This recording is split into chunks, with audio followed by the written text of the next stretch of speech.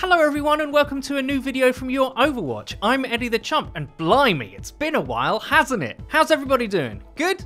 Good. I'm back today with a great little video talking about hero balance. Sometimes I think as a community, we pay attention to what's not right about a game without fully appreciating what's great about it. That's natural in some ways. What's the old adage, we only pay attention to bad news? With that in mind, today we're going to take a step back and look at 5 heroes that, for the most part, are triumphs of design. Quick disclaimer, some heroes that require a very high mechanical cost are naturally balanced and therefore aren't on the list. Think Widow. Her power is balanced inherently by how hard she is to use. Her section would simply be, she's hard guys, so she's balanced. Not very interesting, I'm afraid, so I won't be mentioning her or heroes like her beyond this point. Reinhardt. Rein is one of those heroes who, despite feeling necessary in some eras of Overwatch, never felt unhealthy for the game. I think that's because he's a very unusual skill set for an FPS, required excellent positioning, and performed such a core role, he helped inform the player base on how the game should be played. His mechanical cost is low, but learning how to play Rein properly also taught you the game, or at least some of its core principles. The brilliance in Rein's design is proven in how one masters his kit, when to shield, when to pin, and how to land them, when to swing for cleave damage or fire strike. All of these interactions are mechanically simple, but incredibly deep in their application, and while powerful in the right hands, never felt overpowered because of their contextual dependency. Be in the wrong place, do the wrong action,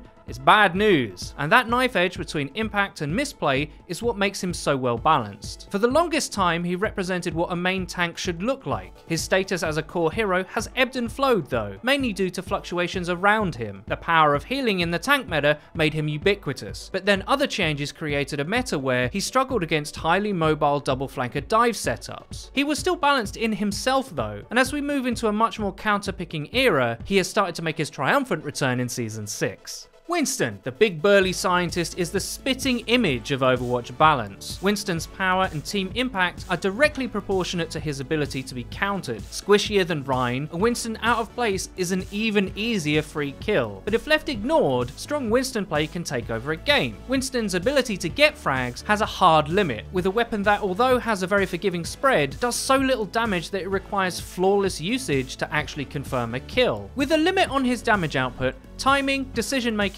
and movement become his core skill set instead, making for Winston to be a compelling tank choice for all levels of play. Approachable for players who are new to FPS games and can land kills without a very high amount of aim, but at the same time provide incredible flair from the likes of Miro, who master the movement and potential of Winston like no other. Fun, fair, and compelling, Winston is a great example of fantastic hero design from the ground up, even if he is hard countered by a little bit of peanut butter. 3 mid-air hits. See ya! Oh, he gets he's back!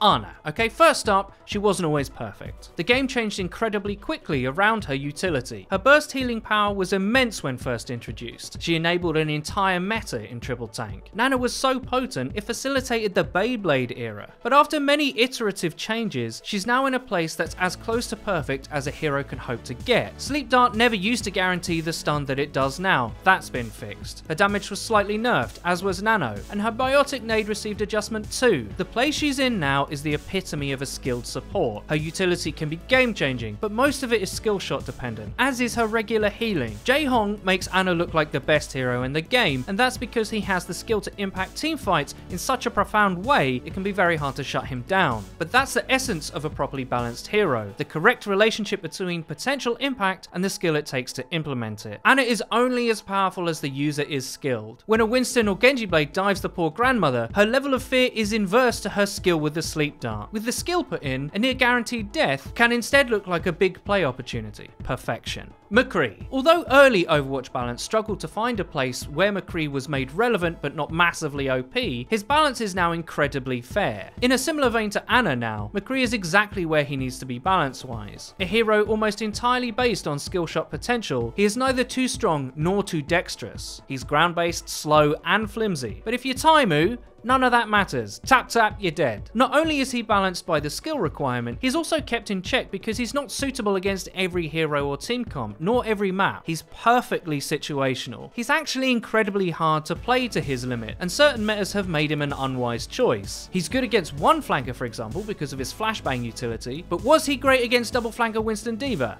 No, the hero cast needed more crowd control options relevant before he could re-emerge, which now is the case, and many pro teams are opting to use the cool cowboy once more. The era we're entering to now makes him perfect, with fair matchups across the board depending on the context of a duel or how the skill matchup pans out. Weaker than other picks at range and exploited by mobility or spam, McCree's design ticks all the boxes for a well-balanced Overwatch character. Genji. The cyborg ninja. He takes so much talent to play and exists on such a knife edge, it's almost impossible for him to be overpowered. I think a lot of the community look at Genji from the wrong point of view. Yes, when maximized, it can feel like there's nothing you can do as a team to stop him, but that's far from true. When played by someone suitably skilled, he forces you to actively pick against him, like Pharah does, but he's way harder to play effectively than Pharah. Shurikens, Reflect, wall climbing, Swift Strike, his outplay meta is incredibly deep, perhaps the deepest in the game. But, and there is a but, proper peeling as a team and a Winston can render all of that irrelevant. Now in the dive meta, the fact that the entire team fight moves so quickly made him seem absolutely essential, but it was never the case that you could just pick him and have access to all his potential. Players did grow tired of dive, but it was in many ways the most punishing meta skill-wise. It really did come down to which team had the superior mechanics, and that's why Genji is a balanced hero. He's as good as you are. He does not offer free, powerful impact and never has. Now that the meta is shifting into a more situational counterpicking game at the top level, as I've mentioned, Genji now has more answers than he ever did, while remaining exactly as devastating as he should be when played with sufficient skill in the right context. Dragon Blade is one of the best damage dealing ultimates in the game, which almost alone makes him an attractive pick, but it's his masterful outplay potential in 1v1s that puts him on this list. What do you guys think about our list? Are there any heroes that you think deserve to be on that we didn't cover? If there are, please let us know in the comment section below. I really hope you enjoyed the video. If you did, please don't forget to leave a rating. If you never want to miss another video of ours again, please click the bell icon next to the subscribe button on our channel to join the notification squad. You'll be in good company. And finally, please follow the Your Overwatch Twitter. It's where you can find updates about new videos and other cool stuff. I've been Eddie the Chump, and until next time.